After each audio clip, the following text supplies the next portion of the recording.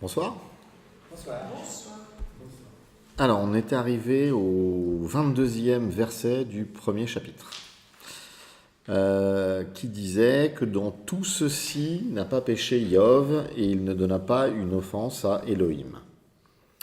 Et donc, je vous avais dit à la fin du dernier cours, on se garde les commentaires patristiques sur cette partie-là.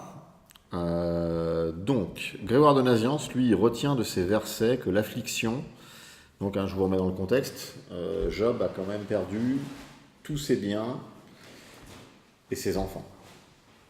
Voilà. Donc, il n'est pas encore atteint lui-même physiquement. Donc voilà, l'affliction dont parle Saint Grégoire, c'est celle-là. Elle ne doit pas être source de tentation et Job est exemplaire dans cela. Basile considère que tout ce qu'ordonne Dieu est toujours bon, ce qui est très dur à intérioriser, parce que considérer tous ces biens, à la limite, mais 10 enfants, c'est quand même... Augustin, enfin, considère que Job a gardé l'essentiel de ses possessions, accomplir la volonté du Seigneur. Alors, j'ai sélectionné trois commentaires, vraiment. Le premier, c'est Saint Jean Chrysostome. Ne croyez, chers bien-aimés, que le geste de Job trahisse une défaite. En effet, c'est par-dessus tout un signe de victoire. En effet, s'il n'avait rien fait, cela aurait semblé être de l'insensibilité. Alors vous vous souvenez que les rabbins disaient qu'il n'était pas malheureux. Au contraire, Job apparaît sage, paternel et pieux. De quoi a-t-il souffert ? Il fait son deuil de ses enfants, de son troupeau, mais aussi de la façon dont ils sont morts. Qui n'aurait pas été bouleversé par ces événements ? Quel homme de fer n'aurait pas été ébranlé ? Paul lui-même a souvent exprimé sa peine en réaction à des événements. Que faites-vous en pleurant et en me brisant le cœur ? Livre des Actes. Nous devons admirer la réponse de Paul, et de la même façon, Job mérite l'admiration, car malgré toute l'émotion qui est la sienne, il n'a pas un seul mot inapproprié. Alors les mots inappropriés, on pourra les juger comme tels, ils arrivent. Ils arrivent. Éphrem le Syrien. Le texte signifie que Job n'était en rien couvert de crimes, d'actes mauvais, et qu'il s'était retourné nu, c'est-à-dire pur et innocent, dans le ventre de sa mère. Il est tellement ferme dans sa sincérité sainte que l'on peut facilement considérer qu'il ne s'est jamais éloigné de la rectitude et qu'il ne passera pas dans le futur de la vertu au vice. Et enfin, Saint Basile nous dit « Soyez fermement assurés de ceci. Les raisons que Dieu a ordonnées sont bien au-delà de nous, et tout ce qui est arrangé pour nous par lui, qui est sage et qui nous aime, doit être accepté, quelle qu'en soit la difficulté à l'accepter. Lui-même sait que ce qui a été confié à chacun, ce qui est le mieux pour chacun, et pourquoi les termes des vies qu'il a fixés sont inégaux. Il existe des raisons incompréhensibles, pourquoi certains nous sont pris tôt, et pourquoi nous sont laissés longtemps, et pourquoi certains portent des fardeaux longtemps dans cette vie difficile.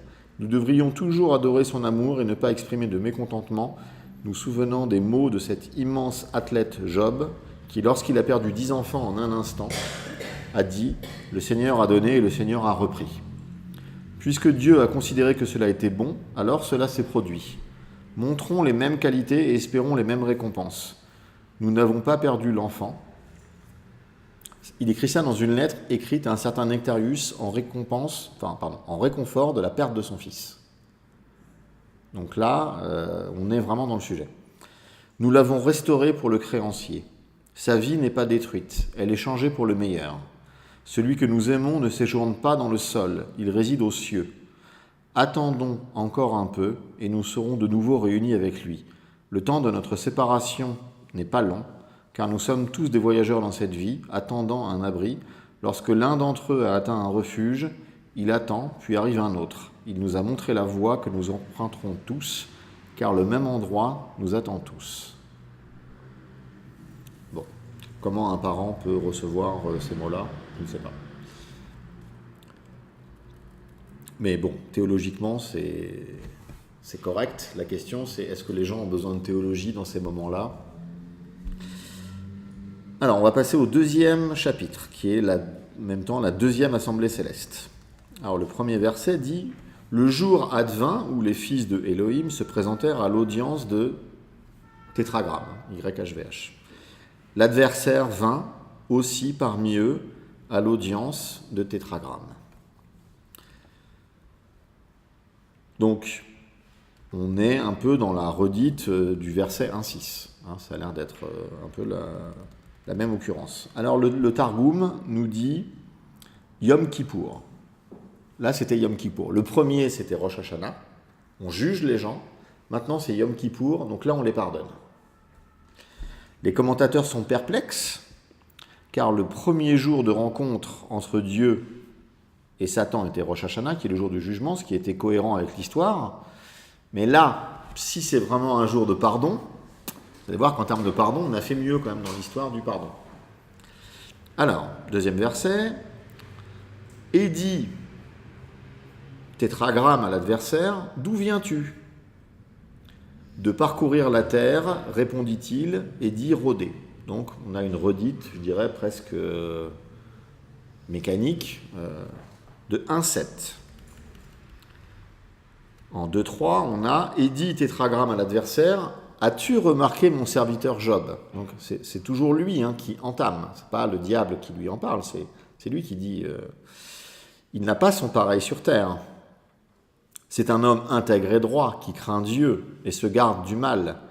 Il persiste dans son intégrité et c'est bien en vain que tu m'as incité à le détruire sans raison. » Alors le littéral, c'est « à l'avaler sans raison ».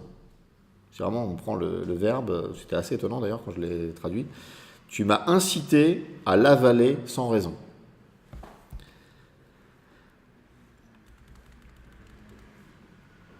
Et alors là, je ne sais pas si vous sentez, là, il y a une petite allusion très subtile que Dieu renvoie à l'adversaire, puisqu'en fait, l'adversaire lui avait dit « N'est-ce pas sans raison que Job te craint ?»